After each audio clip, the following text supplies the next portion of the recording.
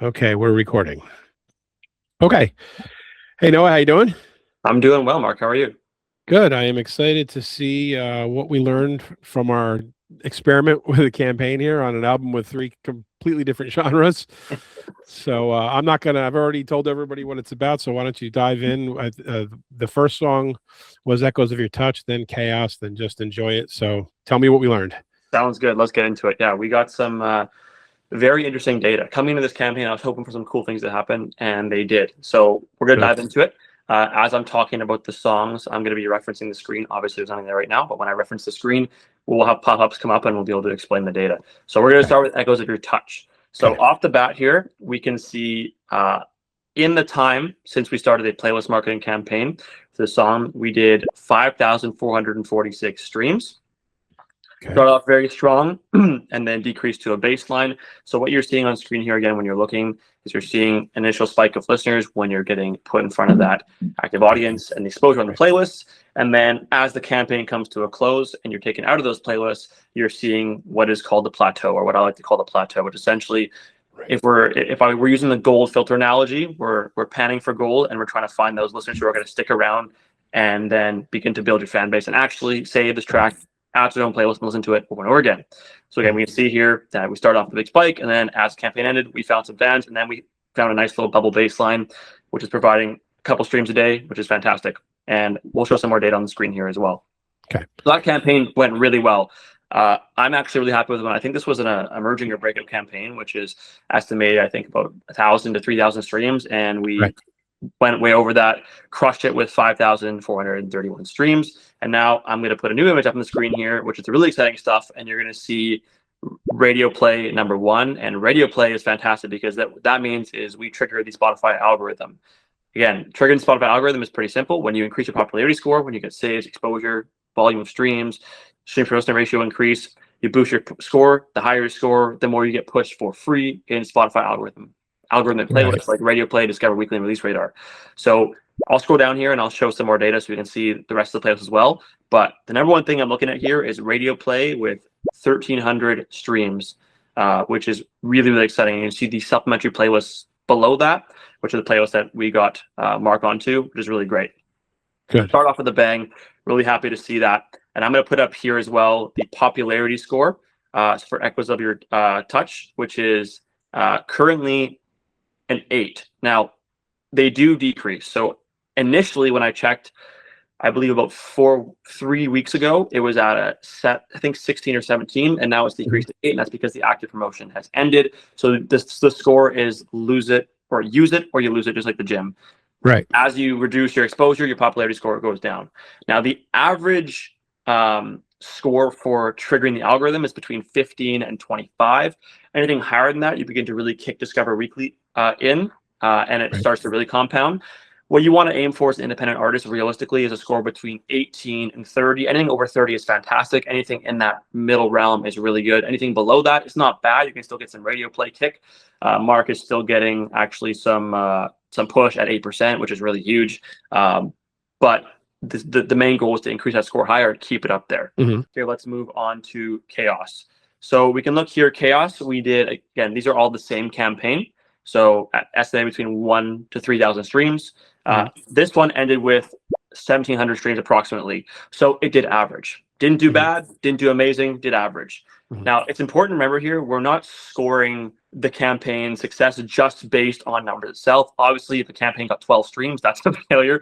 Right. But if it's in the average realm, we're looking also at things like save rate, things like popularity score, things like how many playlist ads you got, and all have data kind of running on the screen. So you guys can have a look for yourself. So yeah, but we'll start with that. You can see here as well, there's an initial spike, and then we started to see a bit of a plateau. And the exciting part is it got a repush, meaning the algorithm kicked up and you got a push before it began to taper down again. So that's really exciting that the algorithm brought it back from going meh and said, actually, this song is worth pushing to this audience. We'll show the next clip here or the next screenshot. You'll be able to see the actual playlist. In this scenario, you can see that radio play is still triggered. It's lower down. And the real push for this track was the supplementary playlist that we pitched to and got Mark onto. So positive is that it still triggered radio play. The negative is that it wasn't strong enough to kick radio play into the top spots. Right. Now, we'll show you actually as well the popularity score. So we can see here for Chaos is 13, which is actually higher right now than Echoes of Your Touch. 13 is not a bad score. It's not an awful score. It's not a great score. It's right in the middle, which tells me there's still room for improvement on this song, and which tells me that this song is still worth pushing. So now we'll kick over here onto the final song that's promoted with us, which is Just Enjoy It. Just Enjoy It ended with 1,600 streams approximately. It's a very interesting chart here. So I'll zoom in so you guys can see it. But essentially, we started off with a really good kick, and then it peaked a little more, and then it came down a little bit, peaked again, came down a little bit, and then as of yesterday, kicked up again. So this song is still what it looks like is on active promotion. I'm actually pretty sure this song is still being promoted, which is really cool. I think that the curators have kept it in there. Campaigns on average, for some more clarity, last between 1 and 3 months. Sometimes the curators will kick it out after 28 days. Sometimes they'll leave it on for a bit of time. It depends. And this one's just over a month old. The other ones are a couple. Correct. The other ones have both finished. This one is I believe this one is actually still in campaign. As we can see, there hasn't been that much of a decline yet, and it looks pretty active to me. So we can anticipate, based on my math, this song probably has about a month left. I would say it's probably going to finish with about just over 2,000 streams if we're looking at the data right now, which is above the last song, Chaos, but it's still going to be below Echoes of Your Touch.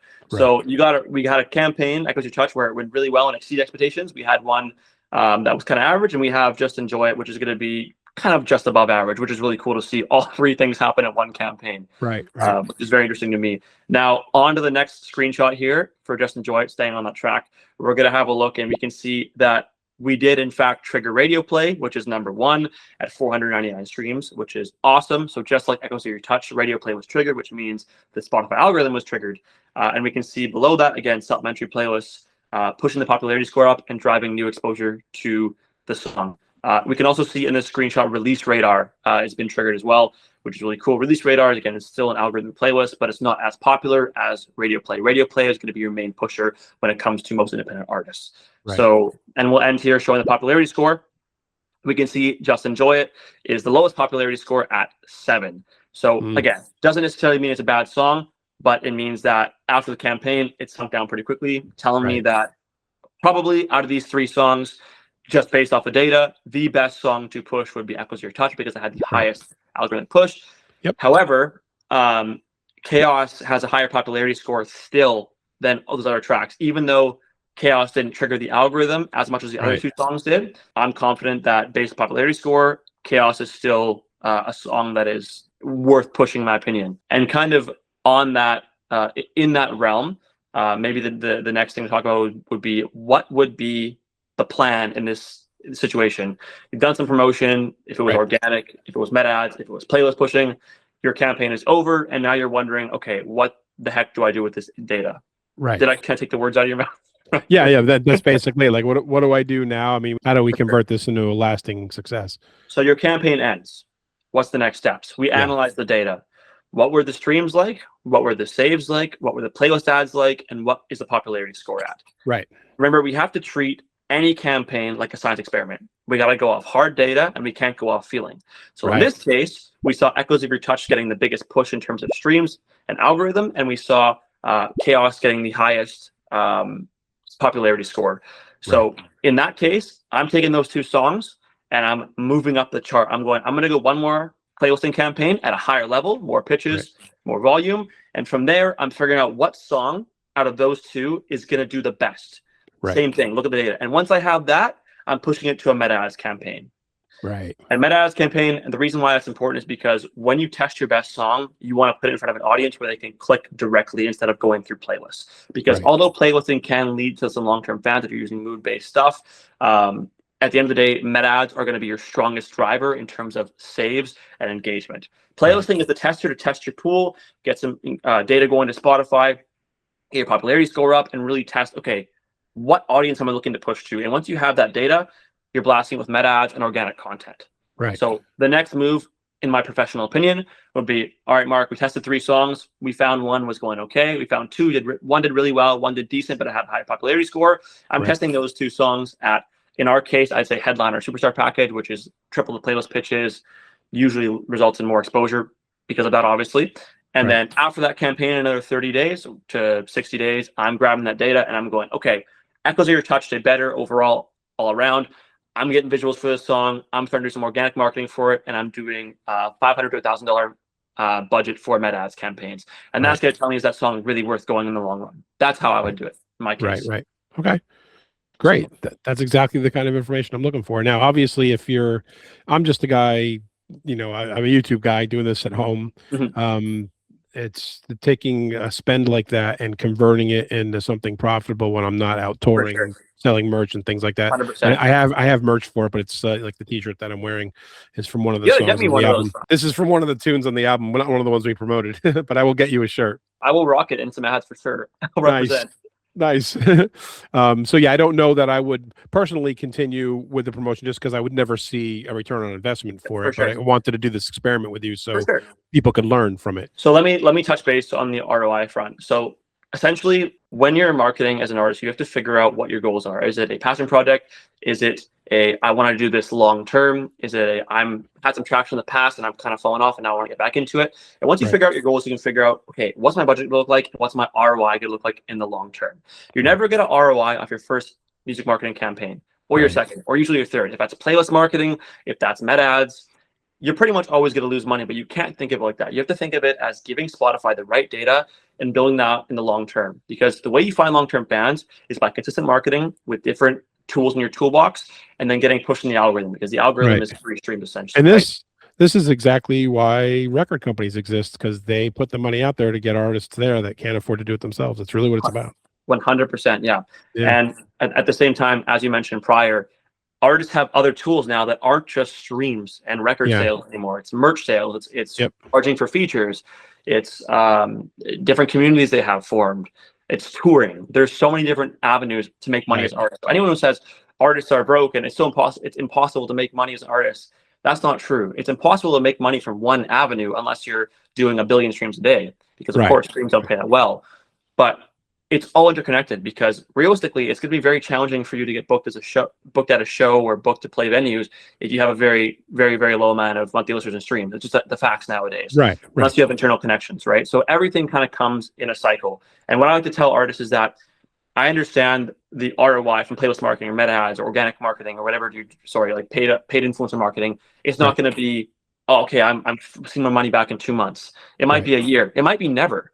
But the whole point is to test your songs in the ecosystem, see what's working, double down on that one track, and eventually when you start getting paid out from streams and touring and blah, blah, blah, in the next 6, 8, 12 months, that's when you're going to see your ROI. Right. Being an Right, artist right, is a long-term investment. It's not a 1-month thing. Sure. Now, so I think probably the significant majority of the people that are going to be watching this on my channel are going to be guys like me, like solo players that are playing at home. For sure. It's a passion project. They're road warriors. They just want to get their music in front of people. Yep, 100%. A lot of what you're talking about is going to apply more to like my band project, where there could be a tour and we're going to sell merch at shows and that kind of thing, right? So, and we can look a year ahead. For someone that's more like most of my audience, where they're just doing this at home, what do you recommend would be the steps for them, like beyond what we've done here? Would they just kind of take it from here themselves, you think, and when they can't spend hundreds and thousands of dollars on marketing? For sure. So what I tell artists who are just doing it for fun and their dream isn't to become famous and make $1 million off music one day, and it's just, I want people to hear the music I'm making, that I'm taking time to write and produce and record, is how amazing is it that there's tools nowadays that you can spend what you would spend on going out for dinner with your partner to get in front of 2, 3, 4, 5,000 people who are going to hear your music, save it, add to their own playlist, and listen to it when they're driving their car, when they're going through a hardback, when they're rocking out. That is how amazing it is. I think people overlook that. They all think, oh, ROI, this and that. But how cool! Imagine if you had 800 people, you have 800 streams in a month, and imagine you have 800 people in a room who've all heard your song and shared a memory or experience with the music. That's something that's overlooked nowadays, and I think people need to start thinking about that again, because it's something I love to do, and it's something that I'm really proud of, that I get to do as a music marketer, just help people discover amazing artists and music and connect with it. So I just had this discussion with a guy in my studio who was releasing music and getting 5,000 to 10,000 streams on songs, and he was a little bit depressed about it because he's looking at the numbers of like Metallica. He's like a metal guy. Yeah, of course. And he's like, oh, they got millions of monthly listeners, blah blah blah. I'm like, if you just played a show with 5,000 people, you would be out of your mind excited with it. I'm like, the only reason you don't realize it is because they're not there in your face telling you how much they enjoy your music, and you have to get used to the fact that as an internet guy, you're not going to hear from but a few of them that might find you and comment if Sure. you have a channel. And if we use your campaign as an example, Echoes of Your Touch did 5,000 streams or just over that. Imagine if 10% of those people, so 500 people, I think my math is right, 500 people were sitting there in a room and they listened to that song multiple times, and you're driving out and they're hearing the song live. I've been to shows with like 12 people and artists I love, and I have that time of my life. Imagine 500 people, and I know it's digital, it's not the same, you can't see them, interact with them, but that's the whole point of starting to grow your social media. Put out organic stuff, Discord communities, comment, DM your fans. You know, I've even worked with people recently where it's like, hey, I got in a few of your playlists, and then a producer reached out to me who was one of my favorite artist producer, and it's like, oh wow, like how would you connect these people otherwise? It's the internet nowadays, right? It gets a bad rap, and you know there are scams out there and scary things, but at the end of the day, if you're not going, your dream is not to become a famous artist, and you want to do this as a career, and you just want to put music out there for fun, don't be ashamed to go out there and market your music for $100, $200, $300. That's why I try to offer our lowest package at $59. I want to make it super breaking, really, just so someone can get out there and get 1,000 streams, get 2,000 people discovering their songs who would have never discovered it otherwise. Yeah, because, and it's like you said before, it's the cost of taking your partner out to dinner. 100%. Like, 100%. You're not jacking up $300-$400 to do that, because I understand it's a lot of money, and we have those packages available in those one-on-one campaigns. If people want to do $5, $10, $20, $30,000, we have the ability to quote unquote break the artist in and get them the exposure they need. Right. But we also have, you know, stuff for artists who just want to get out there and get a couple streams and say, you know what, I made a song I was proud of, I worked hard on it, and 741 people streamed it, and to me that freaking means something. Right. And it should. So we got to wipe that persona out of here, that it's just, if you're not doing 30,000 streams a day, you're not a valid artist, or it's because it's not true. Right. Yep. So that's my opinion. Got two kind of dangling questions that are divergent, I guess you could say. One, going back to, you mentioned popularity score. Could you explain a little more about what that actually means, what a popularity score is? Sure. So Spotify gives everyone who releases music on Spotify a score from 0 to 100. The higher score, the higher you are ranked against other songs existing on Spotify. It's a competitive metric, but what it really means is each step you take, your music gets pushed for free in the algorithm more. Usually between 10 and 20, you're getting pushed a little bit on radio play, and you're getting free discovery. Radio play, the playlist that comes to the bottom of your playlist when you finish streaming and you hit next, it automatically populates it with radio play if you're a Spotify user. And your music goes in there to be discovered for free, which is amazing. And then as you go higher and higher, 20s, 30s, 40s, you get pushed in Release Radar, Discover Weekly, and the other algorithmic playlists that Spotify has. So in short, the higher popularity score, the more you get pushed for free by the Spotify algorithm, and the better it is for you, not just for ROI, but for real organic discovery. So that's the point. Really, the whole point of playlist marketing is essentially to grow that popularity score affordably, safely, and reliably, so that you can get pushed for free by the Spotify algorithm. Right. Excellent. Thank you. Great answer. One of the big things about this project is the diversity. We did a metal song, we did a trap kind of rock song, and we did that pop song. I was curious, and I don't know that you would have this answer, but did we hurt ourselves? Did the popularity of these three things, do they relate to each other? Do you think, how do we have a metric if fans were kind of turned off by, they heard chaos and they're like, well, where's the rest of the metal? You know, or how do we know if it was a bad idea or a good idea? So essentially, the main thing that you'll look at as having the popularity score is fans only like section, and then also the long-term engagement on the track. So stuff we don't really have access to right now because it's still such a fresh campaign. So if you see streams on each song essentially decreasing over time in the long run and not having any retention, that's a sign that, okay, maybe the fans came looking for something, they got something, and now they're looking for more, and they don't have that because there's too much diversity. Right. Well, and the other point I mentioned, the popularity score, that kind of really just depends on the actual campaign data, which again wasn't too shabby. And the fans also like section is pretty much the only thing I can see being a problem is on your artist Spotify at the very bottom is fans only like. So essentially, Spotify recommends to other listeners who are on your profile what artists may sound similar. Now you'll show up on other artists fans only like who make similar music to you, and then likewise they'll show up on yours. So if you under your artist product, Mark, you're releasing so many different kinds of music. So Spotify may have problems distinguishing who to recommend to other artists, and then in turn, when people are on artists' pages, who to recommend to you. Right. So that would be and now, is this a massive driver of streams? Not really, to be honest with you, especially on the lower ends. If you're getting up to Taylor Swift or Metallica or Slayer or AC/DC, it's a bit different, right? But at this stage, it's not really a huge deal, but you just want to give Spotify as clean data as possible. So my only caveat would be maybe this confused Spotify slightly in terms of data, but they have a massive algorithmic learning machine, so I'm not worried. And we also saw algorithmic push on every single song. To me, that marks success in my book. Okay.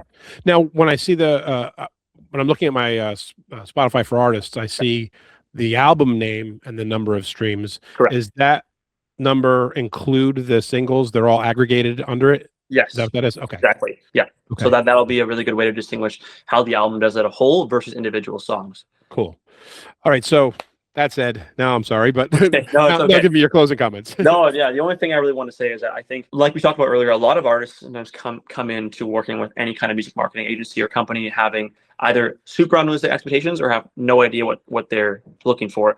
And the most important thing I wanted to at least kind of put on with GPM Music Group and what we do and what I do is I don't discriminate against any kind of artist. If you're an artist who's just released music and have no streams, if you're an artist who's made music before and is coming back into the scene, if you're an artist who's blowing up on TikTok right now and you just want to get as much push as possible and you have a huge budget, we have the ability to work with you. If it's a long one-on-one meta ads campaign, influencer marketing, YouTube music promote, YouTube music video push, and playlist marketing, custom build, we can do all that kind of stuff. Or if you just want to get a couple streams, couple fans, and you want to do a really cheap, just basic pitching deal where I'll get you in front of a couple playlists that could potentially accept you, and we can get you 1,000 streams. That's something we can easily do as well. Whether you get $1 million to spend or $50 to spend, I just want to make sure all artists feel safe, heard, seen, trusted, and feel like they can come to us and get what they want. And if they don't know what they want, I can point them in the right direction. Right. So, excellent. Yeah. It's been a pleasure working with you, and I'm going to be working with you on future projects and more of this stuff. So thanks for coming on and doing the video, and hope everybody enjoys it. As always, if you got questions or comments, leave them in the comment area below, and either one of us will get back to you. I'll be there. Appreciate it, Mark. Thanks a lot. Let me turn off the recording, and then I'll talk to you about the other stuff. Sure, man.